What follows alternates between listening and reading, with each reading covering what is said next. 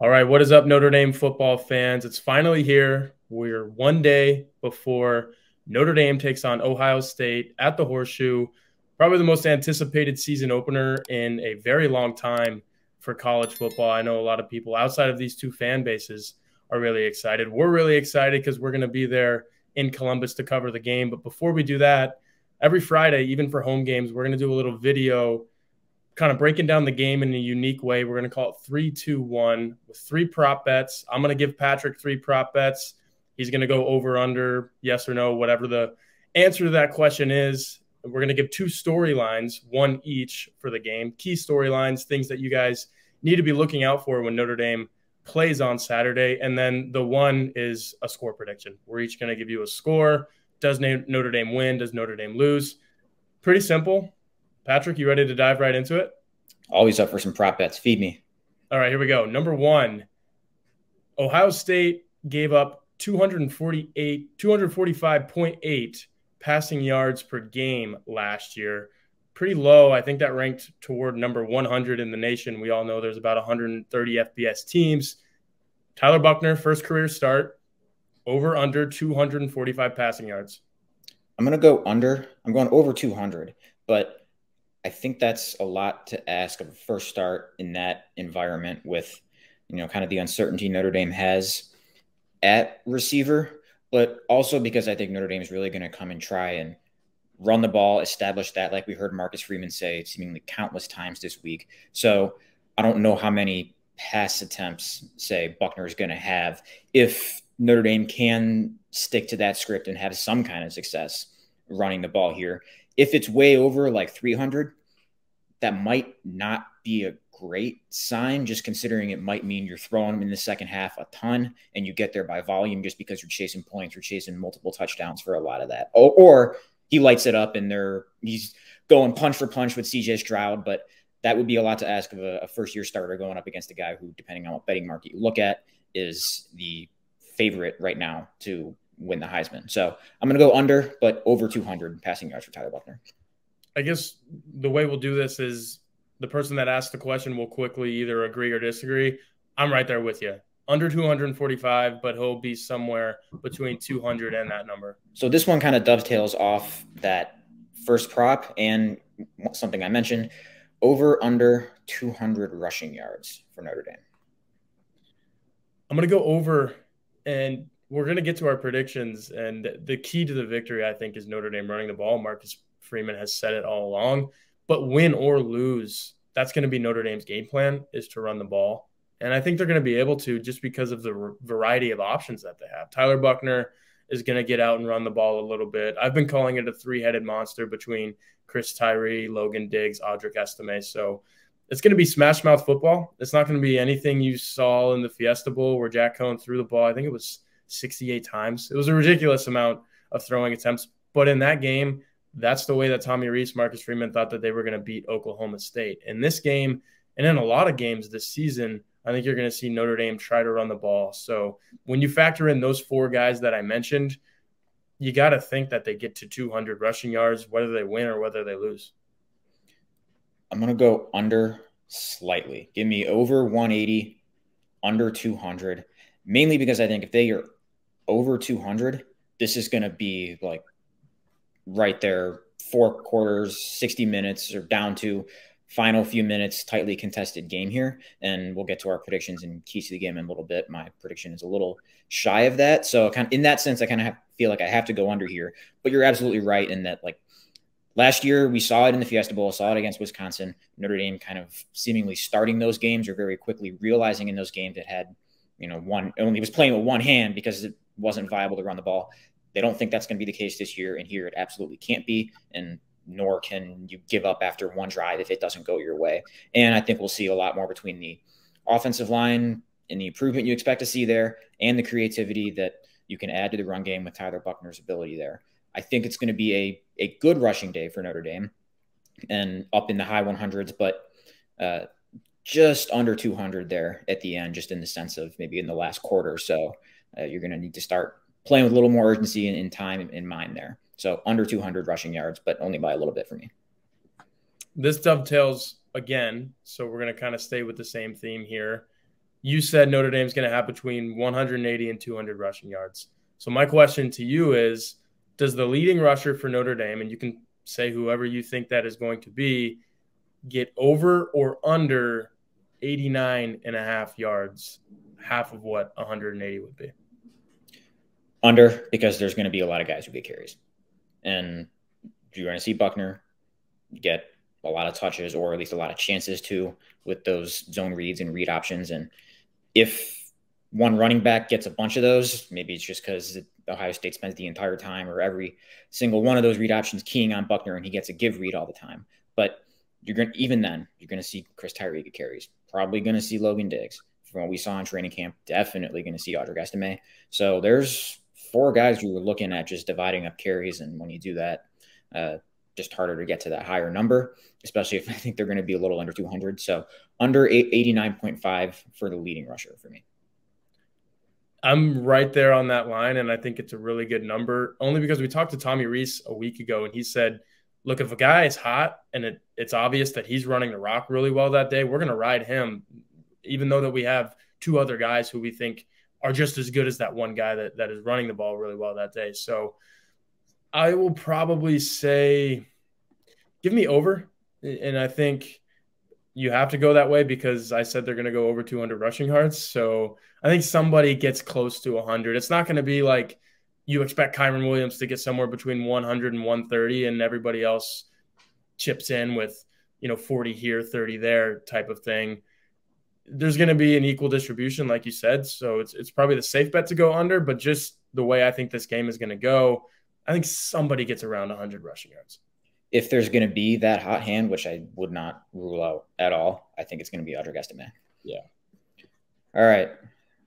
Next, I'll go defensive prop for you here. Over under 1.5 sacks for Notre Dame. I'm going under. And Ohio State is a team that just didn't allow very many sacks. I think last year it was like 17 all year. And but the one thing that you will look to is most of those came in the 2 games that they lost. I think about half of those came against Oregon and against Michigan. So the key to beating Ohio State is getting to CJ Stroud. And Notre Dame is going to try to do that. It has the guys to do that. I just think it's going to be a little more difficult. Ohio State's offensive line is pretty experienced. They're bringing back their tackles. They're bringing back their center. I've said it this week that I think the key for Notre Dame is going to be trying to go through the interior of the Ohio State line, whether that's stunts, whether that's Jason Adamalola just being what he said he is earlier this week. You guys know that quote. And maybe it's Howard Cross, the quickness that everyone has talked about. So you got to attack the middle of that defensive line. Obviously, defensive tackles aren't really racking up sacks, though. If they can, rush the line and maybe put a hand in Stroud's face and knock him down, QB hits are not equal to QB sacks, but they do the job. So I think Notre Dame only gets 1 sack, and it's because CJ Stroud is that good at getting the ball out of his hands, and Ohio State's line is pretty good. I'm going to go over. 1, because I think Isaiah Foskey's getting at least 1 sack. This is just a game where, yeah, he's facing some tackles who've been there, who've played it. You expect to jump from them, guys who've been on NFL radars, but so is he. He's played a lot of football. He's on NFL radars. This is a game where you just want your best players to be at their best, to show up. And I think they'll be able to do that once. And then I think they'll get another somewhere. If it's not from Foskey with a multi-sack game, it's a stunt somewhere where they lets Riley Mills beat a guard and get a sack, or a creative blitz or disguise or something from Al Golden that we heard a lot about in the spring and in fall camp, but we haven't really gotten to see what that looks like yet, obviously, because they're not going to let us watch that and try to spoil it. But curious to see what we see from Al Golden in that regard.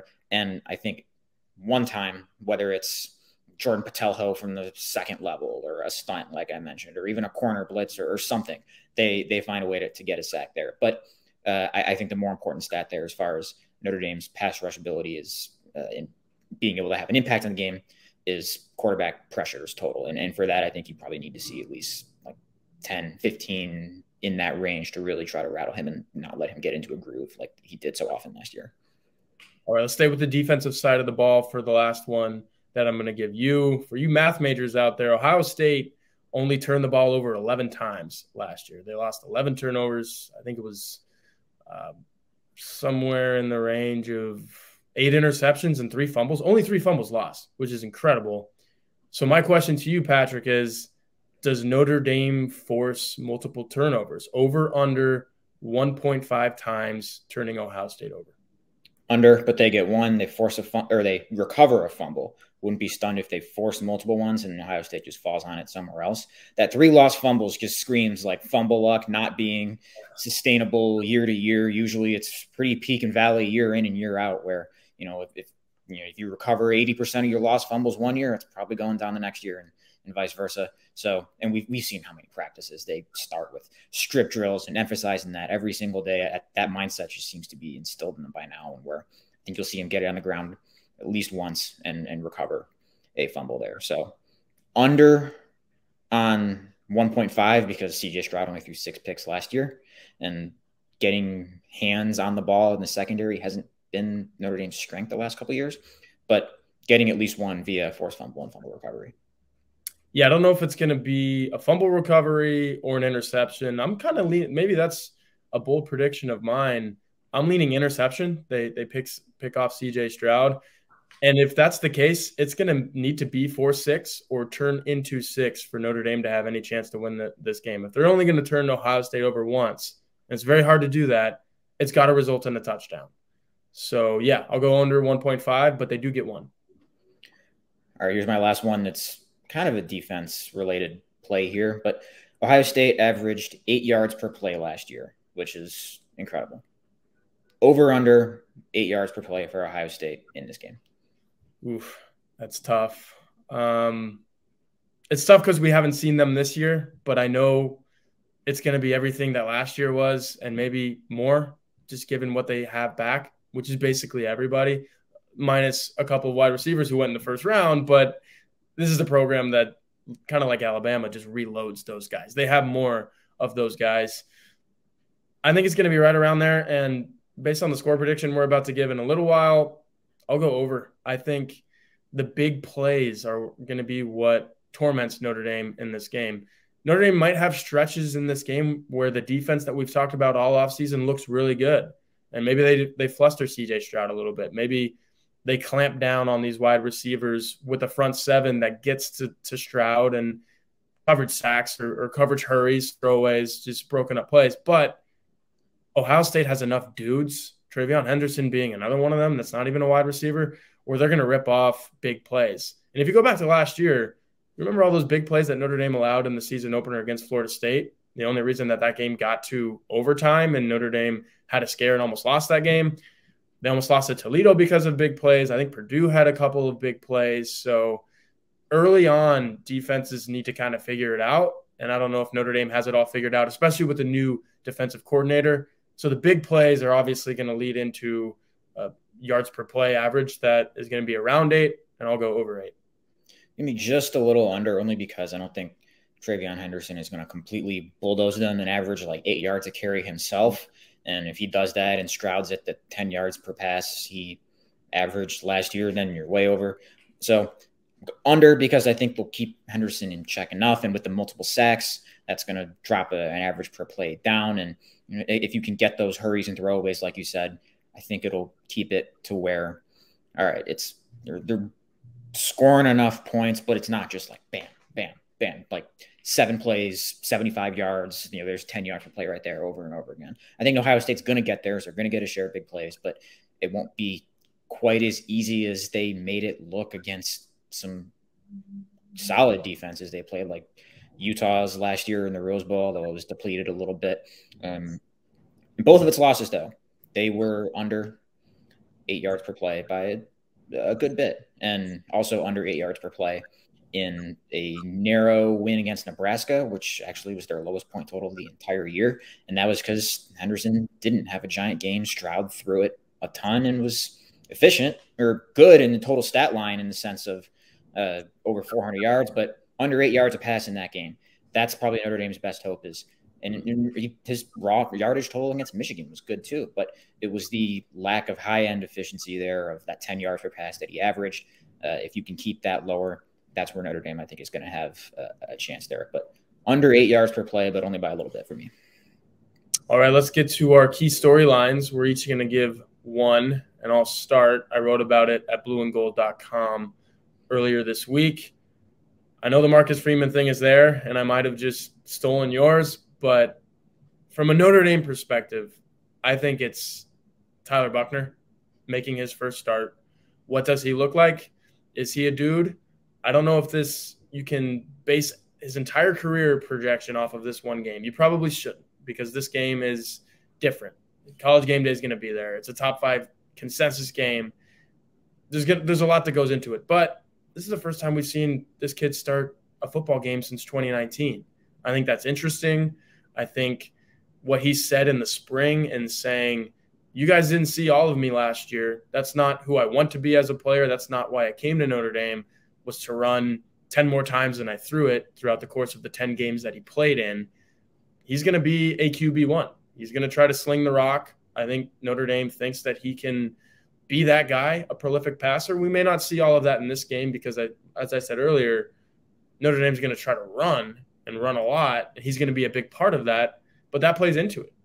Can he still be the runner that he was last year while being asked to throw way more? I mean, being asked to throw as much as a QB1 does. So if Tyler Buckner is your guy for a couple of years, I think is the hope for Notre Dame, being that there's no quarterback commit in the class of 2023 right now, and CJ Carr is in the class of 2024. He might be your quarterback of the future, but you got to wait a couple years for that, and you're probably not wanting to start him as a true freshman anyway. If Tyler Buckner is your quarterback right now and for the next couple of years, this is it. This is his first step into that, and I think it's the most interesting part of this game. Yeah, I think obviously that's what everybody's going to be watching for. It's certainly probably the most intriguing aspect from an on-field Notre Dame standpoint, just because it has ramifications beyond this game and probably beyond this season, even if whatever happens in it may be ripe for a little overreaction. But nonetheless, it's what he first shows here is going to be a little bit of the basis and for how this season goes and how other seasons go with him at the helm. But as far as a micro this game only storyline, I really think it's how Notre Dame can run the ball, how well they can do it, or how close to that 200 number they get, and if they can eclipse it.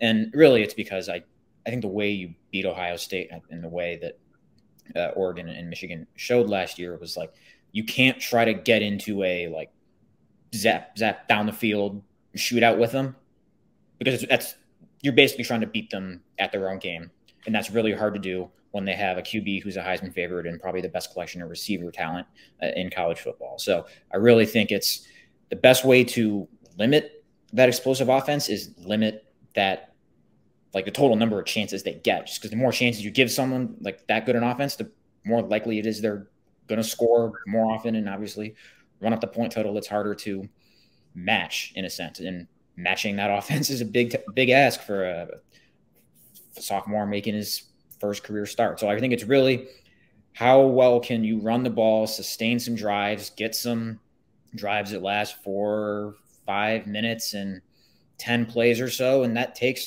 running the ball well, getting out of second and long, getting out of third and long, making Buckner's life easier. And with all the creativity you can add in the run game with Buckner, maybe a chance to confuse Ohio State. And that's really what Oregon, I think, did really well in beating them and kind of controlling that game last year. So how well can Notre Dame run the ball? And that dovetails into how can Notre Dame kind of establish game control and maybe put a little pressure on Ryan Day to make some decisions there that he wouldn't have to if you're kind of in a groove and playing with a positive game script and playing ahead like they did for so often last year. So it's really how well can Notre Dame run it, how long can they run it, and how high can you push that total number, and how high can you push the number of attempts, because that kind of goes right in hand with the other. You're not going to try to run it 40 times if it's clear it's not working. I mean, just imagine if Notre Dame did that last year in that Oklahoma State or Wisconsin game, they're not scoring any points. So really, I think that's what it comes down to.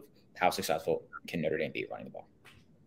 Yeah, the key for Notre Dame here is get Ohio State off the field in less than a minute and then stay on the field with your offense for 4, 5, 6 minutes. If you can do that consistently, maybe make a stretch of 2 or 3 times that happens in a row, all of a sudden you're in that ball game. I think we saw it with Oregon last year. Michigan just dominated Ohio State, but even Utah was able to kind of go punch for punch, and I think it was because they were able to control their offensive side of the ball. If you're not doing everything on offense that you set out to do against Ohio State. All of a sudden you're behind a couple scores and you play catch up against those guys. Nobody's really catching up. All that to say, let's get into our score predictions.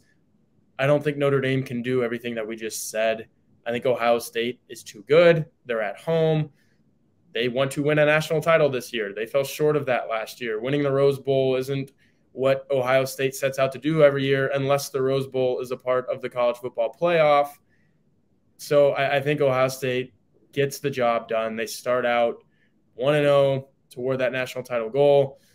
Stroud, Henderson, Jackson Smith-Ajigba, too much offense. I think Notre Dame looks good in flashes. Tyler Buckner shows some things, but ultimately Ohio State is too much.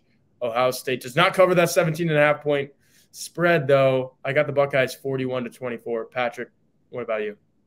Yeah, I've got something just really similar, a little lower, though. I've got Ohio State 38, Notre Dame 24. I think, like you mentioned, there's a lot of things Notre Dame has to do right to win this, and Ohio State can just kind of snap its fingers and score in the 30s but just by doing one thing really well that's hard to slow down, and that's throw the ball, create explosive passing plays with a really creative passing offense that's hard to defend. So just by holding them below 40 and getting to 3 touchdowns, I think some of those things will go well for Notre Dame, just not enough to be able to pull out a win over this team in this setting. All right, guys. So there you have it. We have some prop bets for you. Go to your favorite betting service, I guess, because that's pretty much legal anywhere you go now. I think it is in Indiana. See if you can find those props. I don't know if you can. We just pulled those out of our hats, but I bet you can find somewhere where you can have a little fun with this game. Make some score predictions with your friends. It's college football, man. I don't know if you guys were watching last night, but Purdue-Penn State was awesome. The backyard brawl was awesome. We expect Notre Dame, Ohio State to be awesome no matter the score, just because everything that goes into college football, you can't get enough of it. Patrick, we will be in Columbus, and I can't wait to see you there, man.